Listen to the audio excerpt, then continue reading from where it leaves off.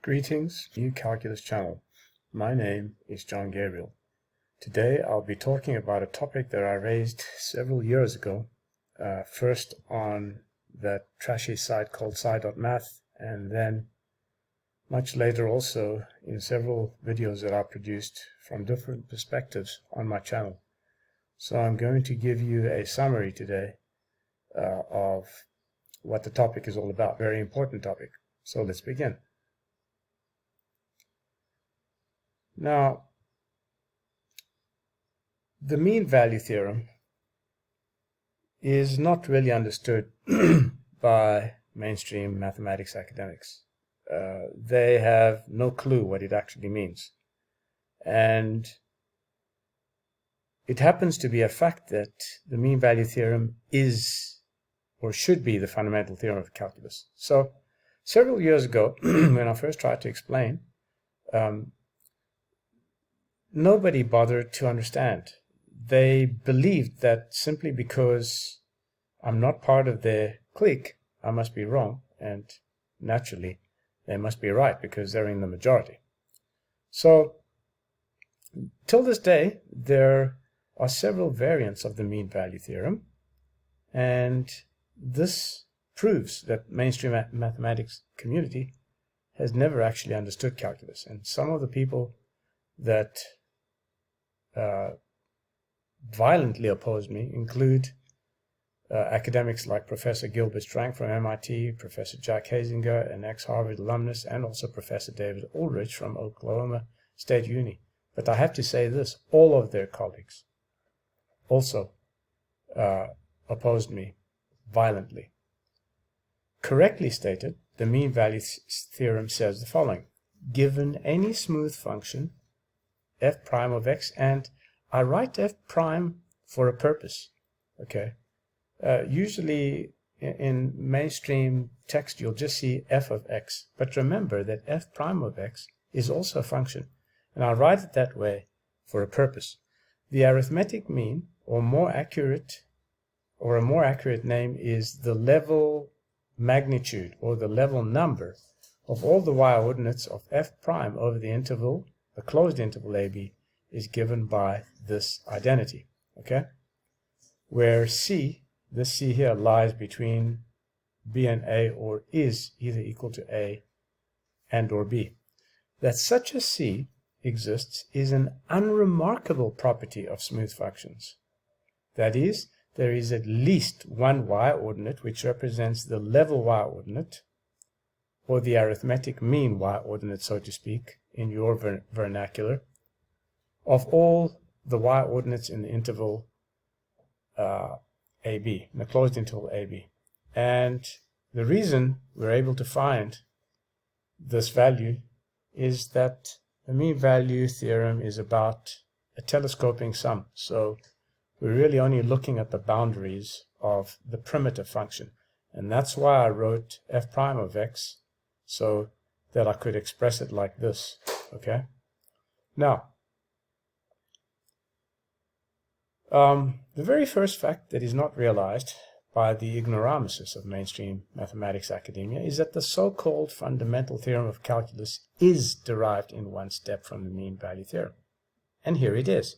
So look, this here is the identity from the mean value theorem, isn't it?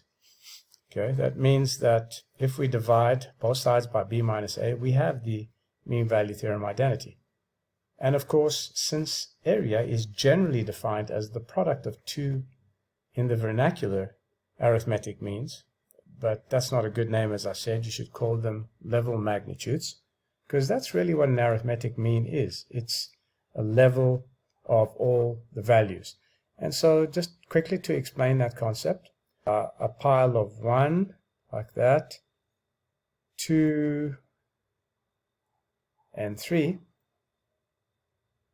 and you take the level term, or the level of all these piles, then all you're doing is you're redistributing the piles by putting this one over here so that they are all level. And that's nicely what the mean value theorem is about, okay? That's what it's about. So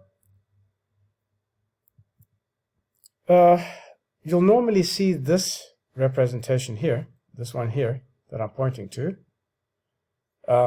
represented as follows by mainstream academics, as follows.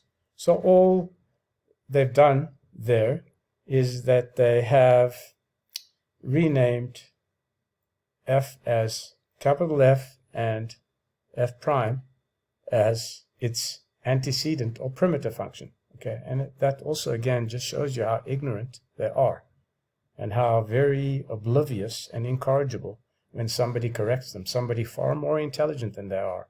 And I'm talking about myself, by the way. Next, we have the hilarious average value theorem. So the average value theorem says this. But of course, there must be an FC because we know that f of x is the derivative of its primitive function, right? Or f prime of x is the derivative of f of x. This theorem on its own reveals the utter stupidity of mainstream academics, mathematics academics, because it is nothing but the fundamental theorem, which comes from the mean value theorem. So if we rewrite the above by replacing f of x with f prime of x and fc by f prime of c, we have this here, which is nothing but the fundamental theorem, in turn derived from the, in one step, from the mean value theorem. This is a mistake here. It should say from the mean value theorem. So I'll correct that in due time. That is this, okay, this here. And I'll also place a link to the article in the details section. So the above is also hilariously called the mean value theorem for integrals. This highlighted part. I mean, how stupid can you get? Just goes to show you that most mainstream academics are actually just parrots, and they never really understand what they learn. They get PhDs, which really means nothing in the grand scheme of things. And they fancy that their dissertation makes them a mathematician. Listen, my friends, nobody gets to call themselves a mathematician, regardless of how many PhDs they have, unless they have produced great works like I have. Don't dare call yourself a mathematician if you have a PhD in mathematics, because your dissertation is nothing but, it has less worth than an asswipe. Okay, it's like writing your milestone project when you leave school or college. So this again is simply found by replacing f prime of x with f of x and f prime of c with f of c. So the astute reader will realize that the average value theorem, the fundamental theorem, and the mean value theorem for integrals are all just different forms of the same theorem, the mean value theorem. No wonder calculus students never understand calculus. Well, how can they if their idiot mathematics lecturers never understood calculus? I mean, if your teachers are morons, how can you understand?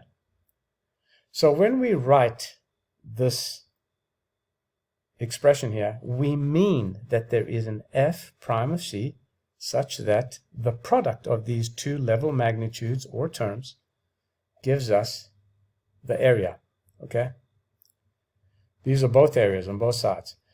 After all, the general definition of area is the product of two level numbers, or in your vernacular, the arithmetic means. In this case, f prime of c is the average length of all the y-ordinates. So just a quick illustration here again. F prime of c of, yes, if you have f prime of x like that, okay, prime of x, and you have a and b, then the arithmetic mean, or the level term of all the innumerably many y-ordinates, will be at some c, okay, at some point c. And what that means is that if we level this thing out, like I showed you earlier, then this is going to be the level magnitude or term. And b minus a, or this interval, is the level term of all the horizontal lines. Okay, so take note, pay attention, because I'm much, much smarter than you are. Pay attention.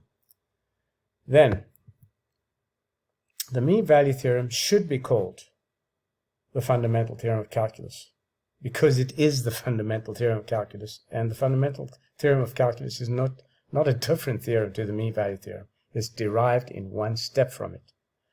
So download my free ebook, which I've placed a link in the details section, and also become a subscriber to my YouTube channel, and you can donate currency or credits also to a link that I will place in the details section. So that's pretty much it for now. Till next time, my name is John Gabriel. Goodbye.